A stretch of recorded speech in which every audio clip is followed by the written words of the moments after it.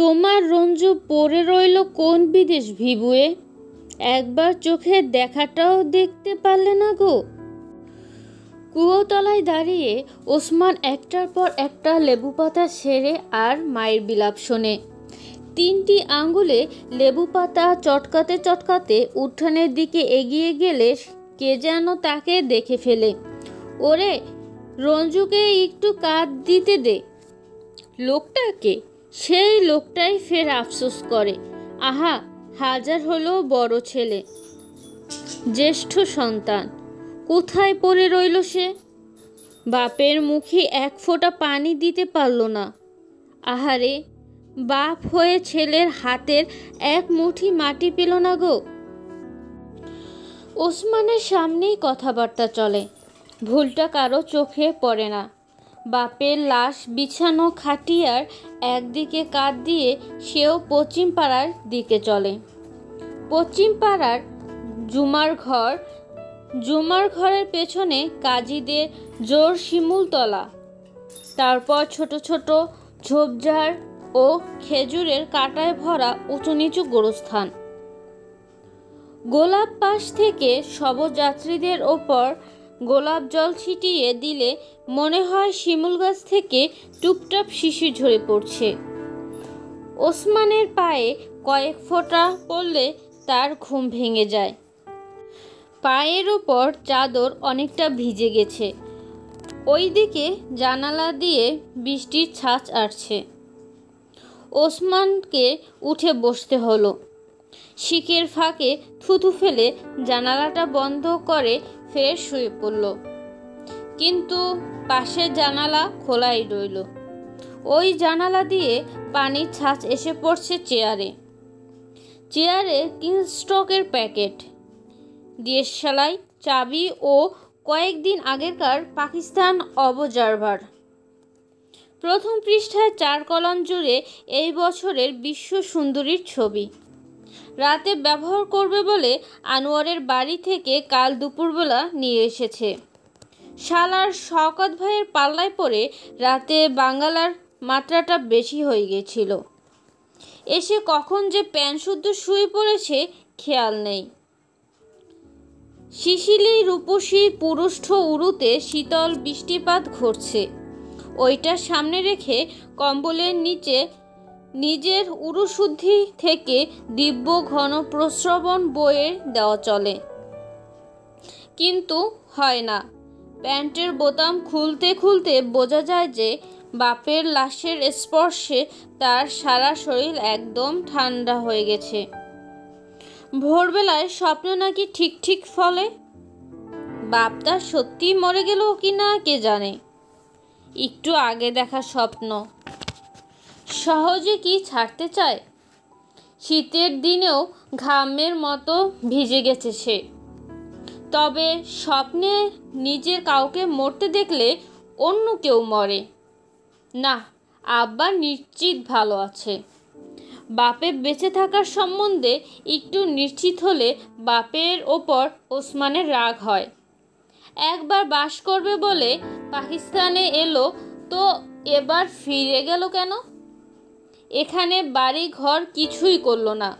বছর 6 চাকরি করে একবার ছুটি নিয়ে সেই যে দেশে গেল, ফেরার নামও করলো না। আর গ্রামে না থাকলে মোড়লগিরিটা ফলাবে কোথায়? বাপের উপর রাগ ভালো করে জমে উঠবার আগে দরজায় কড়া নাড়ার আওয়াজে ওসমান দারুণ উৎকণ্ঠিত হয়ে এক লাফে মেঝেতে নামল। আব্বা কি এসেই পড়ল নাকি? প্যান্টের বোতাম লাগাতে লাগাতে হাতের এক ধাক্কায় মিস ইউনিভার্সের ছবি মেঝেতে ফেলে দিয়ে এদিক ওদিক তাকিয়ে কে বলে দরজায় ছিটকিনি খুলল। দূর, আব্বা আসবে কোথাকে? ইন্ডিয়া থেকে আসা কি 4টিখানি কথা। দরজা খুললেই নিচে নামবার খাড়া ঝাপসা সিঁড়ি। সিঁড়ির সবচেয়ে ওপরের ধাপে দাঁড়িয়ে রয়েছে 14-15 বছরের একটি ছেলে। ওসমানের ঘরের খোলা জানালার আলো এসে পড়েছে ছেলেটির শরীরের ওপরের ভাগে।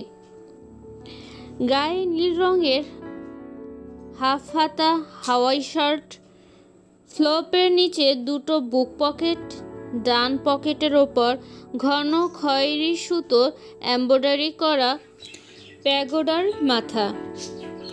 দরজার চৌকাঠে চোখ রেখে ছেলেটি বলে, আপনি একটু নিচে আসেন। ওসমান ছেলেটির মুখের দিকে সোজাসুজি তাকায়। কি ব্যাপার? নিচু গলায় ছেলেটি জবাব দেয়, আমরা দোতলায় থাকি।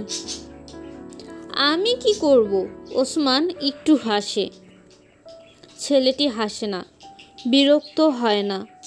পাশে সিঁড়ির রেলিংয়ে হাত রেখে বিড়বিড় করে, আপনি একটু আসেন। আমার ভাই মারা গেছে। একটু থেমে সে হঠাৎ জোরে বলে ওঠে, কাল পুলিশের গুলি খাইয়ে মারা গেছে। গুলি কোথায় লেগেছিল? এই প্রশ্ন না করেই ওসমান চট করে মাথাটা একটু নিচু করার সঙ্গে সঙ্গে ফের সোজা হয়ে দাঁড়িয়ে জিজ্ঞেস করে, কোথায়? ছেলেটি বলে, আমাদের বাসায় আসেন, বাড়িওয়ালা সবাইকে ডাকতে বলল। চলো। ছেলেটির পিছন পেছন কয়েক ধাপ নেমে ওসমান হঠাৎ দাঁড়িয়ে পড়ল। ঘরের জানালা দিয়ে আসা আলো এখন ছেলেটির এলোমেলো চুলে বিলি কেটে গড়িয়ে পড়ছে তার ঘাড় পর্যন্ত। ওসমানের পায়ের আওয়াজ থেমে যাওয়ায় ছেলেটি দাঁড়িয়ে পিছনের দিকে তাকালো। এখন তার চিবুক পর্যন্ত আলো। তার চোখের লাল চিকন রেখাগুলো ছটফট করছে।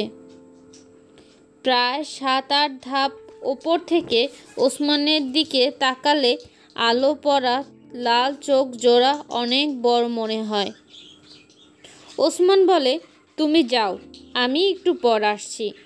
ছেলেটি একটু দাঁড়ায়। জানালার আলো এখন তার ঘাড়ের ওপর, শার্টের কলারে। এবার পিছনে না তাকিয়ে সে নিচে নেমে গেল। ওসমান ভেবেছিল যে ছেলেটির দুঃখী চোখ জোড়া আর একবার দেখা যাবে। টুথব্রাশে অনেকখানি পেস্ট লাগিয়ে দাঁত মাজতে মাজতে ছাদের এক কোণে গিয়ে ওসমান পেশাব করে। ঘরে এসে কলসি থেকে গ্লাসে পানি ঢেলে ছাদের আর একদিকে বসে সে মুখ ধোয়। মুখ ধোয়ার কাজটা তাকে একটু ধীরে সুস্থে করতে হয়। তাড়াতাড়ি কুলকুচি করতে গেলে বমি হওয়ার চান্স থাকে। পেশাব করা ও মুখ ধোয়াটা ওসমান ছাদেই সেরে নেয়। কোনোটাতেই বাড়িওয়ালার সম্মতি নাই। গোসল করতে হলে অবশ্য নিচে নামতেই হয়। নিচতলায় বাড়িওয়ালার গৌসল আজম শু ফ্যাক্টরি। কারখানায় প্রায় 8 থেকে 10 জন লোক। সারি বাঁধা খাটা পায়খানার 3টে প্রায় তাদের দখলেই থাকে। ওসমান তাই কখনো অফিসে, কখনো সিনেমার হলে, কখনো মসজিদে পায়খানা করে। গোসলের জন্য পাকা স্যাঁতস্যাঁতে উঠানের একদিক জুড়ে মস্ত বড় চৌবাচ্চা, এটাকে বলা হয় হাউস। কিন্তু ওটার দিকে চোখ পড়লেই তার শীত করে। গোসল করাটা প্রায় হয়েই ওঠে না। এই ঘরে গনির বসবাস প্রায় 2.5 বছর। বাড়িটা হোপলেস। সামনে খোলা জায়গা নাই। ড্রেনের পরই বাড়ি শুরু হয়ে গেল। রাস্তার ওপরে চওড়া দরজা, দরজাটা একটু নিচু। বাড়ির বাসিন্দারা, এমনকি বেটে লোকজনও মাথা একটু নিচু করে ওই দরজা দিয়ে বাড়িতে ঢোকে। যারা ওপরে যাবার তারা বাঁদিকে 1 পা গিয়ে সিঁড়িতে ওঠে। আর একতলার গৌসল আজম শু ফ্যাক্টরি কর্মচারী বা কর্মীগণ সরু প্যাসেজ পার হয়ে স্যাঁতস্যাঁতে উঠান অতিক্রম করে। রাস্তার ওপরে ওই একটিমাত্র দরজা বন্ধ করে দিলে এই বিশাল ও বেঢপ দালানে ঢোকা অসম্ভব। দোতলা ও 3 তলার সামনে বারান্দায় বাঙালিদের পেট সমান উঁচু লোহার রেলিং। ঘরগুলো ছোট, এর মধ্যে হার্ডবোর্ড, কাঠের পার্টিশন ও বাঁশের বেড়া দিয়ে ঘরের সংখ্যা আরও বাড়ানো হয়েছে। ঘরের মূল দেওয়াল খুব পুরু, থামগুলো মোটা। বাড়ি তৈরির সময় মনে হয় শত্রুর হাত থেকে বাঁচার জন্য একটি প্রবল রকম ইচ্ছা খুব তৎপর ছিল। সেই শত্রুকে, কোনো শত্রু না থাকলে বাড়িটাকে এরকম না দুর্গ না বাড়ি বানাবার মানে কি? মানে যারা জানতো সেই সাহাকি বসাকি পোদ্দার মশাইরা 1950 সালে রহমতুল্লাহর কাছে বাড়ি বেচা ইন্ডিয়া চলে গেছে। ইপিআরডিসিতে কাজ পাওয়ার প্রায় সঙ্গে সঙ্গে ওর আগের অফিসের এক সহকর্মীর কল্যাণে ওসমান এই বাড়ির খোঁজ পায়। ঘর মানে বাড়ির চিলেকোঠা, ছাদের ওপর একটি মাত্র ঘর, রান্নাঘর নাই, বাথরুম নাই, পায়খানা কি গোসল করতে হলেও দাঁড়াতে হয় একতলার কিউতে। তবে ওসমানের ঘরে আলো বাতাস খুব। দরজা দুটো, সিঁড়ির মুখে একটা আর একটা ছাদের দিকে। ছাদটা বেশ বড়, চারদিকে রেলিং, সামনের রেলিং একটু উঁচু। একদিকে এসে দাঁড়ালে সামনের রাস্তা চমৎকার দেখা যায়। রাস্তার ঠিক ওপারে একটা দোতলা বাড়ি, বেশ বড় এবং একই রকম বেডপ। ওই বাড়ির সঙ্গে লাগাইয়া মসজিদ। মসজিদের বারান্দায় একটি সাইনবোর্ডে বাংলা ও আরবি হরফে হক্কে নূর মক্তবের নাম লেখা। মাঝে মাঝে ওসমান ছাদে দাঁড়ায়। কিছুক্ষণ দাঁড়ালেই চারদিকের ঘিঞ্জি সব বাড়িঘরের মাঝখানে পায়ের নিচে ছাদটাকে বড় ফাঁকা ফাঁকা ঠেকে। শুরুত করে তখন ঢুকে পড়ে নিজের ঘরে। আজ অবশ্য ফাঁকা ফাঁকা ভাবটার জন্য অপেক্ষা করতে হলো না। নিচের রাস্তার ওপর পুলিশের জিপ।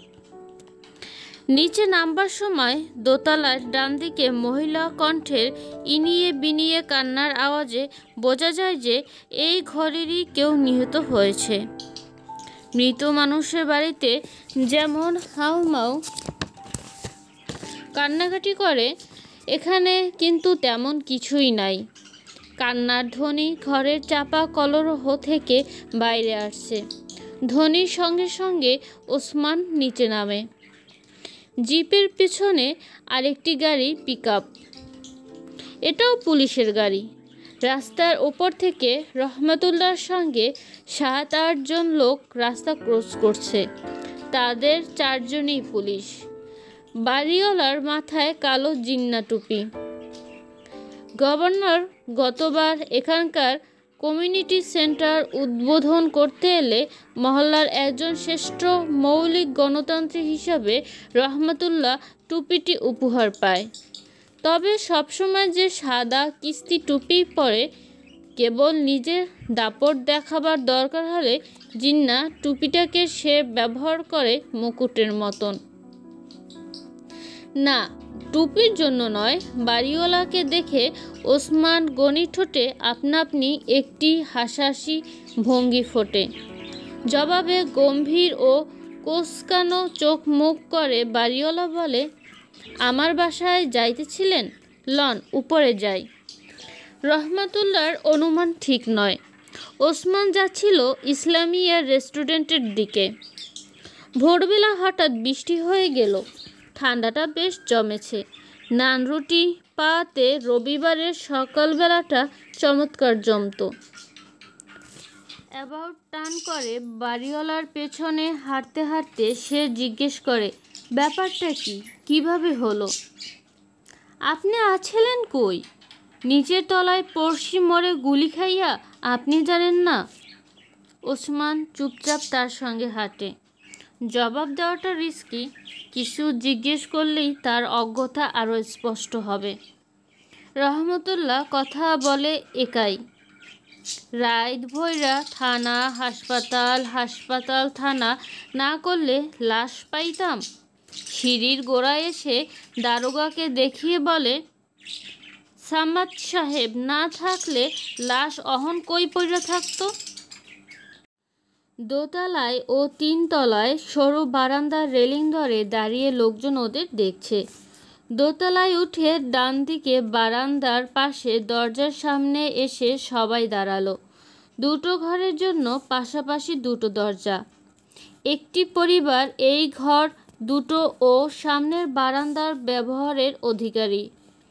বারান্দা ধরে এগিয়ে গেলে হার্ডবোর্ডের পার্টিশন। এখান থেকে অন্য একটি পরিবারের সীমানা শুরু হলো। ফের পাশাপাশি দুটো দরজা, শেষ দরজার পর একই রকম পার্টিশন, তবে এটা ক্যানভাসের। Thank you so much for watching the video. Please subscribe, like and share.